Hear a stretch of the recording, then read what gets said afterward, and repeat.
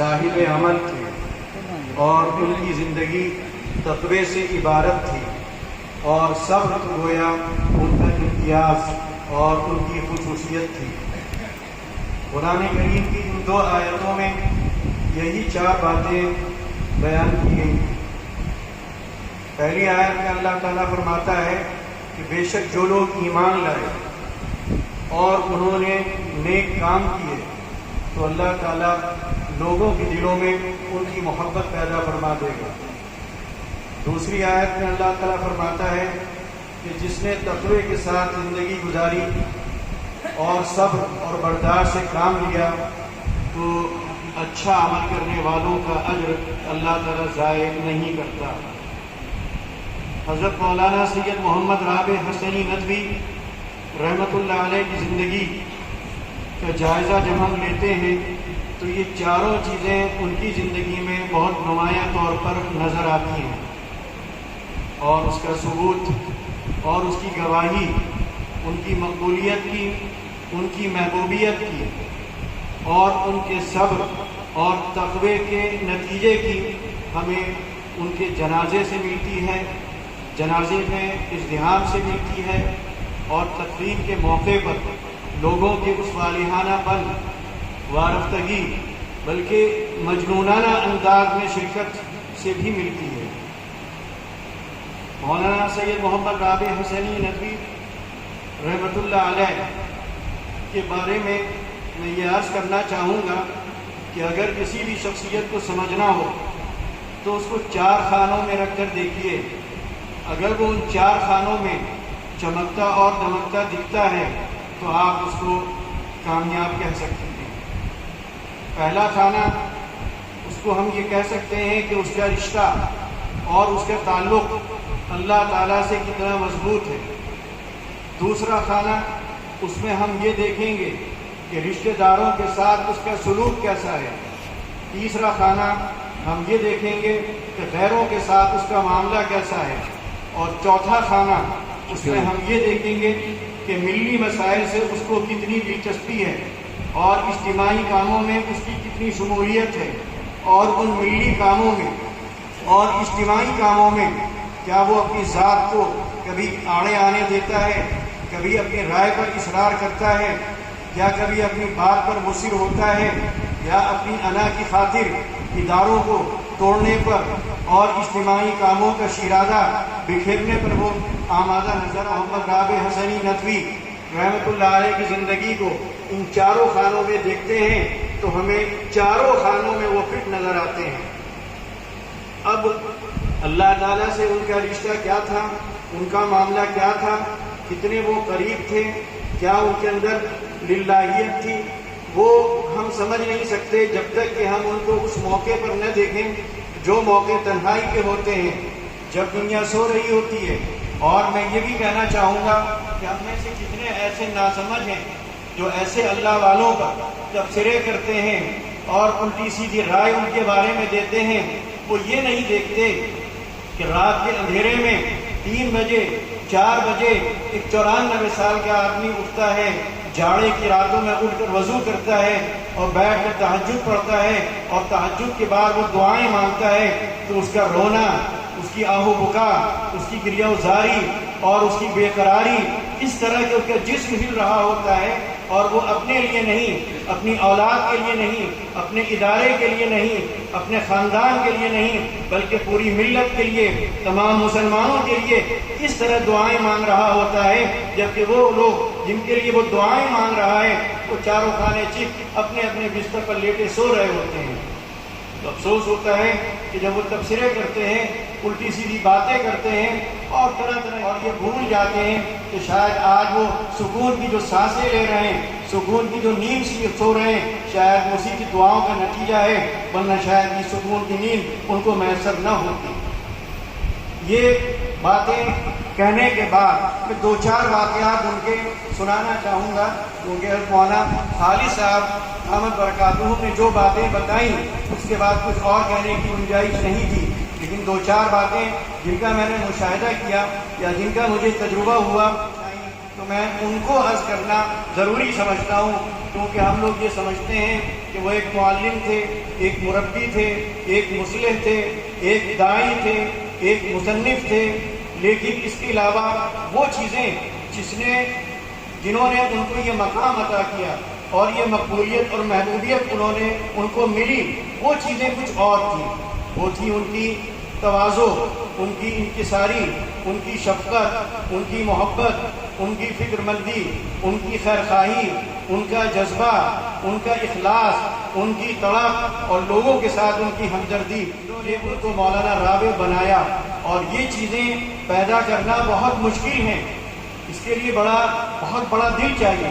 بڑا دل گردہ چاہیے، بڑا صبر چاہیے، بڑا تحمل چاہیے، بڑی برداشت چاہیے، اور اپنے کو بالکل مٹا دینا چاہیے، اور یہ تمام چیزیں ان کی زندگی میں نظر آتی ہیں۔ دو چار واقعات میں آپ کے سامنے عرض کرنا چاہوں گا۔ ایک صاحب تھے، وہ تھوڑی منفی سوچ رکھتے تھے، اور بہت ان کی زبان بہت قینچی کی طرح چلا کرتی تھی، لیکن حضرت مولانا رابع صاحب رحمۃ اللہ علیہ ایک بار کہیں سے آ رہے تھے، وہ ان سے ملنے کے لیے گئے، تو جب مل کر چلے گئے تو انہوں نے الٹی سیدھی باتیں اپنی زبان سے نکالی، جو مجھے بعد میں لوگوں نے بتائیں، تو مجھے تھوڑی سی ناگواری ہوئی۔ میں حضرت مولانا رابع صاحب رحمۃ اللہ علیہ کے پاس گیا اور میں نے کہا کہ آپ ایسے لوگوں کے پاس چلے جاتے ہیں جو اس طرح کی آپ کے بارے میں باتیں کرتے ہیں، اور تھوڑا سا ہم نے تیز لہجے میں بات کی کہ وہ ایسے ہیں، وہ ایسے ہیں، وہ ویسے ہیں، آپ جواب سنیے۔ جواب آپ کو آسانی سے کہیں ملے گا نہیں۔ وہ صاحب ان کے مقابلے میں بہت چھوٹے تھے، بہت معمولی تھے، کوئی ان کی حیثیت نہیں تھی، لیکن مولانا رابع صاحب نے اس موقع پر جو مجھ سے کہا کہ تم بہت زور سے بول رہے ہو، تمہیں اپنی زبان کا حساب دینا ہے، ان کو اپنی زبان کا حساب دینا ہے۔ آپ سوچئے، یہ ہے تربیت۔ یعنی اس وقت مجھ پر ایک دم سے جیسے بریک لگ گیا، اور یہ چیز آج بھی میری رہنمائی کرتی ہے جب بھی میری زبان بھی چلنے لگتی ہے، کیونکہ تھوڑا سا جذباتی ہو جاتا ہوں، تو یہ جملہ ان کا کام آتا ہے، سامنے کھڑا ہو جاتا ہے، زبان کا حساب دینے ہیں۔ ایسے ہی کبھی کبھی بات چیت میں لہجے میں ہمارے تیزی آ گئی، تو اتنے محبت سے کہنے لگے، تو لہجے کی مٹھاس یہ خود اپنا اثر ڈالتی ہے۔ بات چاہے بے سلیقہ ہو کلیم حاجی صاحب کا شعر ہے، بات چاہے بے سلیقہ ہو کلیم، بات کہنے کا سلیقہ چاہیے۔ تو یہ سلیقہ ان کے اندر پورے طور پر نظر آتا تھا۔ اسی طرح ایک واقعہ جو ان کے بڑکپن کی علامت ہے، ابھی انتقال سے چند دن پہلے کی بات ہے، ایک طالب علم آ کے ان کے پاؤں دبانے لگا۔ اچھا، ہر آدمی سے وہ پاؤں نہیں دباتے۔ فوراً انہوں نے دیکھا، پوچھا کہ بھئی آپ کون ہیں؟ انہوں نے کہا میں ابھی نیا آیا ہوں، میرا یہاں مطلب ہوا ہے، یہ خدمت کا موقع ہے، آپ مجھے اس کی اجازت دے دیں۔ تو مولانا نے ان کو منع کیا کہ نہیں، آپ بیٹھیے۔ وہ آئے تھے پاؤں دبانے، جب پاؤں نہیں دبا سکے تو وہ اٹھ کر چلے گئے۔ اب آپ دیکھیے، وہ طالب علم، وہ ناظم ہے، زمین آسمان کا فرق ہے دونوں کے مقام میں، دونوں کی سطح میں۔ مولانا کو اتنی بے چینی ہوئی کہ ایک صاحب کو بھیجا کہ جاؤ ان کو بلا کے لاؤ۔ کیوں؟ کہنے لگے کہ شاید ان کو میری بات بری لگ گئی۔ اب اتنی فکر کہ بھیجا، وہ صاحب ڈھونڈتے رہے، اس طالب علم کو بڑی مشکل سے ملا، اس کو لے کر آئے۔ مولانا نے معافی مانگی باقاعدہ، کہنے لگے میں نے آپ سے کہا، آپ کو شاید میری بات بری لگ گئی، آپ اچانک چل دیے، میرا مطلب یہ نہیں تھا، میں یہ کہہ رہا تھا آپ بیٹھیے، پاؤں میں دبائیے، آپ شاید اس کو یہ سمجھے کہ میں آپ سے کہہ رہا ہوں جائیے۔ تو اتنی فکر کہ کسی کا دل نہ دکھے، تو یہ چیزیں بھی آسانی سے کہیں نظر نہیں آتی ہیں۔ دل ملے گا، تصنیف و تعلیف کے کام بھی ملیں گے، لیکن یہ چیز کہ دوسرے کا دل نہ دکھے، کسی کی دل آزاری نہ ہو، کسی کی آدمی کو بڑا بناتی ہے، یہی آدمی کو محبوب بناتی ہیں، یہی آدمی کو مقبول بناتی ہیں۔ تو یہ چند باتیں میں عرض کرنا میں نے ضروری سمجھا کہ کاش کہ اللہ تعالی ہم میں بھی یہ چیزیں پیدا فرمائے، اور وہی دل جو دل ان کا تھا، وہی محبت، وہی شفقت جو وہ دوسروں کے ساتھ کرتے تھے، خود تکلیف اٹھاتے تھے لیکن دوسرے کو آرام پہنچاتے تھے، اس کی راحت کی فکر کرتے تھے، یہ چیز ہر مسلمان کے اندر اگر پیدا ہو جائے تو ہمارا جو اجتماعی کام ہے، جو ہمارے ملی مسائل ہیں، میں سمجھتا ہوں کہ اس مزاج کے لوگ اگر پیدا ہو جائیں گے جو کبھی اپنی ذات کو مسئلہ نہیں بنائیں گے، کبھی اپنی رائے پر اصرار نہیں کریں گے۔ اب دیکھیے تربیت کا ایک اور انداز، ہمارے پاس تو جب آدمی ساتھ رہتا ہے تو بہت سی باتوں میں اختلاف بھی ہوتا ہے، کیونکہ وہ بھی ندوے کے ذمہ دار تھے، وہ بھی ندوے کے ذمہ دار تھے،